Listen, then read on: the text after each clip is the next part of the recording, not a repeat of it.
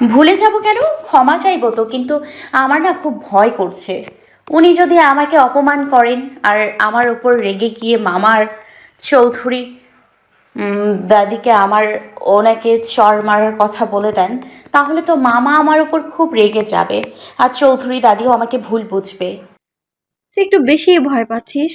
উদয় চৌধুরী যদি চৌধুরী দাদিকে বলারই থাকতো তাহলে এতক্ষণে তিনি বলেও দিতেন।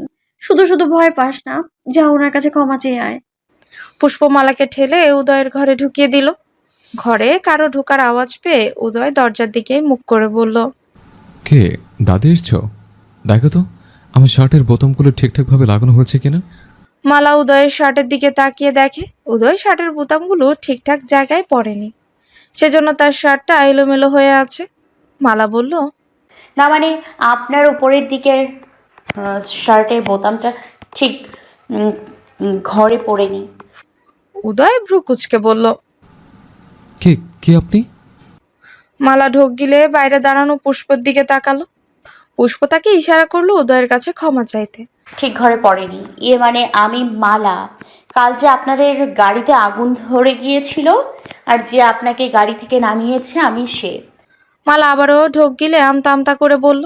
উদয় এবার স্বাভাবিক হয়ে মুখে হাসি ফুটিয়ে বলল, ও, আপনি এসছেন, ভালোই হয়েছে। কাল আপনাকে ধন্যবাদ দেওয়ার সময়টুকুও পাইনি। মনে মনে খুব আফসোস হচ্ছিল আপনাকে একটা ধন্যবাদ দেওয়ার জন্য। উদয়ের মুখে হাসি দেখে আর বিনয়ী কথাবার্তা শুনে মালার মন থেকে ভয় দূর হলো।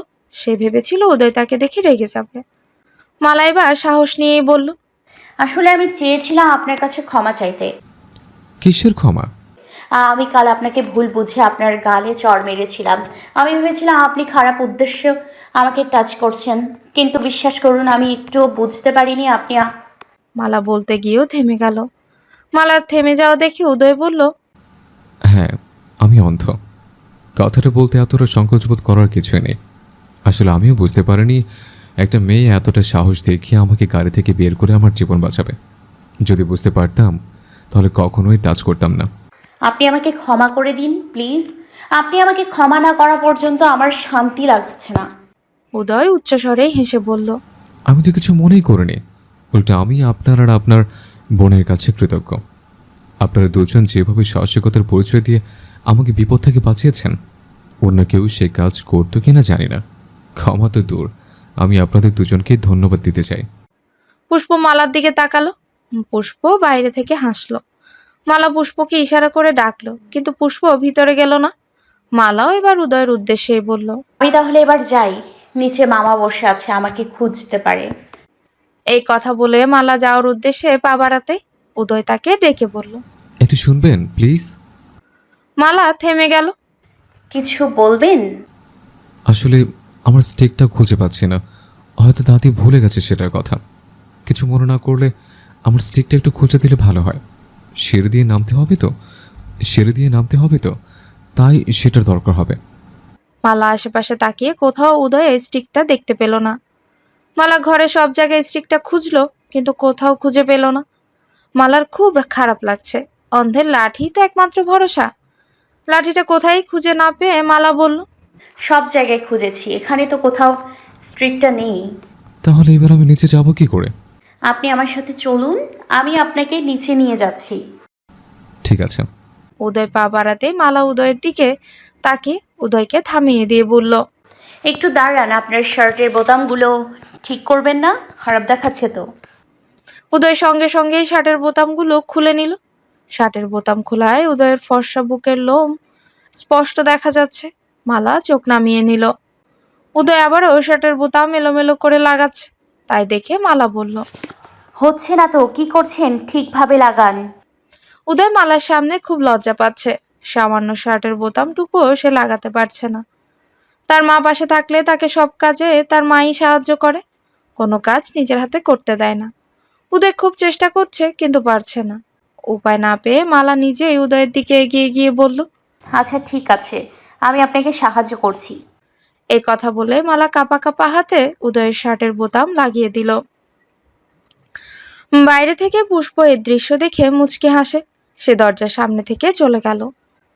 উদয়ের হাতের স্টিকটা নিচের ড্রয়িং রুমের এক কোনায় ছিল। আয়শা চৌধুরী চোখে পড়তে উনি উদয়ের কথা ভেবে তাড়াতাড়ি করে স্টিকটা হাতে নিয়ে উপরে চলে এলেন। উদয় স্টিক ছাড়া সিঁড়ি বেয়ে নিচে নামতে গেলে বড় কোনো দুর্ঘটনা ঘটতে পারে। আয়শা চৌধুরী দ্রুত পায়ে উদয়ের ঘরের দরজার সামনে এসে থেমে গেল। মালা উদয়ের শার্টের বোতাম লাগিয়ে দিচ্ছে। সেটা দেখে আয়শা চৌধুরী ঘরের বাইরে থেকে তাদের দিকে তাকিয়ে আছে। মালা উদয়ের শার্টের বোতাম লাগিয়ে দিয়ে উদয়ের হাত ধরে বলল, আমার হাতটা ধরুন, আমি আপনাকে নিয়ে যাচ্ছি। আয়শা চৌধুরী কিছু একটা ভেবেই মুচকি হেসে দরজার সামনে থেকে সরে গেল, লুকিয়ে পড়ল বড় পিলারের আড়ালে। মালা উদয়ের হাত ধরে তাকে নিচে নিয়ে গেল। আয়শা চৌধুরী পেছন থেকে তাদের দিকে এক দৃষ্টিতেই তাকিয়ে রইল।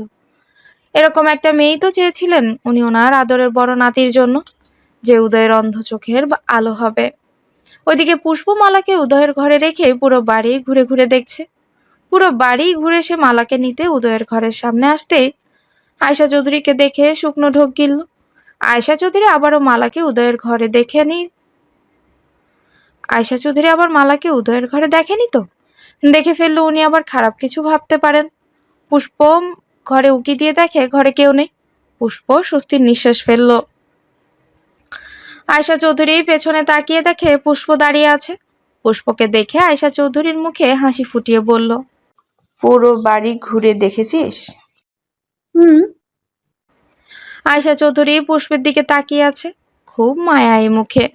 আয়শা চৌধুরী পুষ্পকে নিয়ে নিচে নেমে গেল। উদয়কে দেখে বশির হায়াত তার মাথায় হাত রেখে বলল, কেমন আছো বাবা? জি চাচা, ভালো আছে। আয়শা চৌধুরী নিচে নেমে এসে উদয়কে বলল, উদয়, আমি তোর ঘরে গিয়ে তোকে পেলাম না। তুই স্টিক ছাড়া নিচে নেমে এলি কি করে? আয়শা চৌধুরী যে সবকিছু দেখেছেন সে কথা তিনি চেপে গেলেন, কিছুই বললেন না। মালা আমতা আমতা করে ফেলল।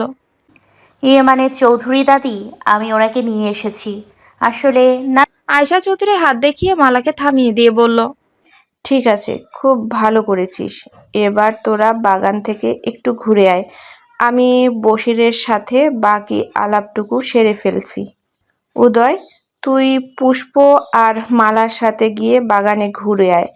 বাইরে মুক্ত হাওয়া বইছে, তোর ভালো লাগবে। আমার লাঠিটা কোথায় দাদিমা? লাঠি লাগবে না, মালাই তোকে নিয়ে যাবে। মালা আয়শা চৌধুরীর দিকে তাকালো।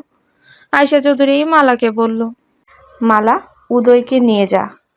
মালা আর উদয় চলে গেল, কিন্তু পুষ্প কিছু একটা ভেবে ওদের সাথে গেল না। গ্রামের মুক্ত বাতাসে বাগানের গাছগুলো দোল খাচ্ছে। উদয় আর মালা পাশাপাশি হাঁটছে। উদয় বলল, মালা, আপনার নিশ্চয়ই কষ্ট হচ্ছে আমাকে নিয়ে হাঁটতে। আমি সঙ্গে করে আমার লাঠিটা নিয়ে আসলেই ভালো হতো। না না, আমার কোনো কষ্ট হচ্ছে না। আচ্ছা, কিছু মনে না করলে আপনার চোখটা কি করে নষ্ট হলো আমাকে বলবেন? মালার মুখে এই কথাগুলো শুনে যেন উদয়ের চোখ মুখ লাল হয়ে গেল। কাপা কাপা গলায় বলল, আরেকদিন বলবো। উদয়ের মুখে এ কথা শুনে আর তার ভয়ের তো চেহারা দেখে মালা উদয়কে আর কিচ্ছু জিজ্ঞাসা করলো না, বরং উদয়ের হাত ধরে পুরো বাগান হাঁটতে লাগলো। সন্ধ্যায় আয়শা চৌধুরী উদয়ের ঘরে গিয়ে উদয়ের পাশে বসলো। উদয়ের মাথায় হাত দিতেই উদয় বলল, কে দাদিমা? হ্যাঁ। কিছু বলবে? আয়শা চৌধুরী উদয়ের হাত ধরে বলল, উদয়, আমি তোকে একটা কথা বলবো, তুই আমার কথা রাখবি? কি কথা দাদিমা, বলো। আগে বল, রাখবি? উদয় ভ্রু কুচকালো, আবারও মুখে হাসি ফুটিয়েই বলল, আচ্ছা ঠিক আছে, রাখবো। তুই তো মালার সাথে কথা বলেছিস। ওই যে বশিরের ভাগ্নি, মেয়েটা খুব সুন্দর। ওকে আমার পছন্দ হয়েছে খুব। আমি তোর আর মালার বিয়ের কথা ভাবছি উদয়, তুই না করিস না দাদু ভাই। উদয়ের মুখটা সঙ্গে সঙ্গে মলিন হয়ে গেল। সে বিছানা ছেড়ে উঠে দাঁড়ালো। কি বলছো দাদিমা, আমি বিয়ে করব? কেন বিয়ে করবি না দাদু ভাই? আমি কোনো বিয়ে করতে চাই না, তুমি জানো না। উদয়, তুই কিন্তু আমাকে কথা দিয়েছিস। আগে যদি জানতাম তুমি আমার বিয়ের কথা বলবে, তাহলে কথা দিতাম না তোমাকে দাদি। আয়শা চৌধুরী উদয়ের মাথায় হাত বুলিয়ে দিতে দিতে বলল, কেন এমন করছিস দাদু ভাই? মেয়েটাকে আমার খুব পছন্দ হয়েছে। তো পছন্দ হলে ওজানের সাথে বিয়ে দিয়ে দাও। ও তো অন্য কারো কথা না রাখলেও তোমার কথা রাখবে, কিন্তু আমি তোমার কথা রাখতে পারবো না। তুই সত্যি আমার কথা রাখবি না? আমি কিন্তু খাওয়া দাওয়া ওষুধপাতি সব বন্ধ করে দিব। তারপরও রাখবি না? আমাকে জোর করো না দাদিমা। তুমি সবটা জেনেও কেন এমন করছো? আমি নিজেকে না কোনোদিন ক্ষমা করতে পারবো, আর না কোনোদিন বিয়ে করতে পারবো। কথাটা বলার সময় উদয়ের চোখ ছলছল করে উঠল। আয়শা চৌধুরী এই কথা শুনে কাঁদতে লাগলো। এই কথা বলিস না দাদু ভাই, আমাদের কথাটা একবার ভাববি না বল? তোমরাও তো আমার কথা একবারও ভাবছো না দাদিমা। তুমি কেমন করে এই সময় আমার বিয়ের কথা বলতে পারছো? আর তাছাড়া তুমি যে মেয়েটার সাথে আমার বিয়ের কথা বলছো, সে মেয়েটার কথা একবারও চিন্তা করেছো? আমি একটা অন্ধ ছেলে, সে কেন আমাকে বিয়ে করবে? আর বিয়ের পর যদি সে সবটা জানতে পারে তাহলে কি হবে, একবারও ভেবেছো? ভেবেছি দাদু ভাই, আমি সব ভেবেছি। আর ভেবে চিন্তেই বিয়ের সিদ্ধান্ত নিয়েছি। তোর এই অবস্থা আমরা আর দেখতে পারছি না। বিয়ে হয়ে গেলে সবটা ঠিক হয়ে যাবে। কোনো কিছু ঠিক হবে না দাদিমা, আরও খারাপ হবে, খুব খারাপ হবে। আমি কোনো খারাপই তোকে ছুতে দিব না। আমরা সবাই আছি তো তোর পাশে। আর মালা, মেয়েটা খুব লক্ষ্মী। মেয়েটা তোর সব সময় খেয়াল রাখবে। আমার খেয়াল কারো রাখতে হবে না, আমি নিজেই নিজের খেয়াল রাখবো। তাহলে তুই বিয়ে করবি না? না। ঠিক আছে, আজ থেকে আমার সব ঔষধ খাওয়া বন্ধ। এই কথা বলে আয়শা চৌধুরী উদয়ের ঘর থেকে বেরিয়ে গেল। উদয়ও তার দাদিমার কথার কোনো গুরুত্ব দিল না। পরদিন সারাদিন আয়শা চৌধুরী উদয়ের সাথে কোনো কথা বললেন না, দেখাও করলো না, খাবার টেবিলেও আসলো না। সারাদিন পার করে রাতে বাড়ির বিশ্বস্ত চাকর আবুল কালামের হাত ধরে উদয় আয়শা চৌধুরীর ঘরের সামনে এলো। আয়শা চৌধুরী দরজা বন্ধ করে বসে আছে। দাদিমা, দরজা খোলো প্লিজ, দরজা খোলো। কেন এমন করছো বলো তো? আজ সারাদিন তুমি খাবার খাওনি, ওষুধ খাওনি, এমন করলে তোমার শরীর খারাপ করবে। ঘরের ভেতর থেকে আয়শা চৌধুরী আস্তে করে বলল, খাবো না আমি। তোর চিন্তা করতে হবে না আমার জন্য। তুই ঘরে গিয়ে ঘুমিয়ে পড়। আয়শা চৌধুরীর কথা শুনেই বোঝা যাচ্ছে ওনার শরীর দুর্বল হয়ে পড়েছে। উদয় এবার দরজা জোরে জোরেই শব্দ করতে লাগে। দাদিমা, তুমি দরজা খোলো। কি হয়েছে তোমার? প্লিজ দরজাটা খোলো। খুলবো না দরজা। তুই এখান থেকে যা। তুই বিয়ের জন্য রাজি না হওয়া পর্যন্ত আমি দরজা খুলবো না। আচ্ছা ঠিক আছে, আমি বিয়ে করব, তুমি আগে দরজা খোলো। না, তুই আগে আমার কসম করে বল, তারপর আমি দরজা খুলবো। দাদিমা প্লিজ। যা বললাম তাই কর। ঠিক আছে, আমার একটা শর্ত আছে, সে শর্ত মানলে আমি বিয়ে করব। কি শর্ত? আগে দরজা খোলো। আগে বল। উদয় এবার বিরক্ত হয়ে বলল, আমাকে যে বিয়ে করবে তাকে নিজের ইচ্ছেতে আমাকে বিয়ে করতে হবে।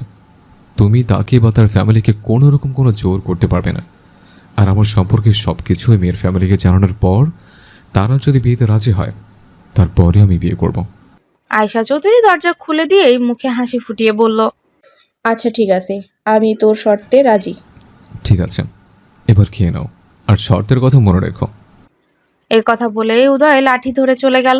আয়শা চৌধুরী মনে মনে বলল, আমাকে তুই ক্ষমা করে দে দাদু ভাই। আমি এই শর্তের কথা মনে রাখতে পারবো না, ভুলে যাব এই শর্তের কথা। কারণ যে কোনোভাবেই হোক তোর বিয়ে আমার কাছে আগে জরুরি। তোর বিয়ের জন্যই তোকে বুঝিয়ে শুনিয়ে গ্রামে নিয়ে আসা। তোকে গ্রামের একটা সহজ সরল মেয়ে দেখে বিয়ে করানো, সবটাই আমার আর উজানের প্ল্যান। আর সেই মেয়েটা যখন পেয়ে গেছি, তাই তোর বিয়ে আগে আমি মালা বা ওর পরিবারকে কোনো কিছুতেই জানতে দিব না। পরদিনই আয়শা চৌধুরী বিয়ের প্রস্তাব নিয়ে বশির হায়াতের বাড়িতে গিয়ে হাজির। বশির হায়াত সহ শিরিন বেগম আয়শা চৌধুরীকে দেখে খুব খুশি হলো। আয়শা চৌধুরীকে বসতে বলে বশির হায়াত, শিরিন বেগম আর রাবেয়া বেগমও তার সাথে সোফায় বসলো। বিভিন্ন ধরনের নাস্তা রাখা হয়েছে আয়শা বেগমের সামনে। কিছুক্ষণ গল্প করার পর আয়শা চৌধুরী আশেপাশে তাকিয়ে বলল,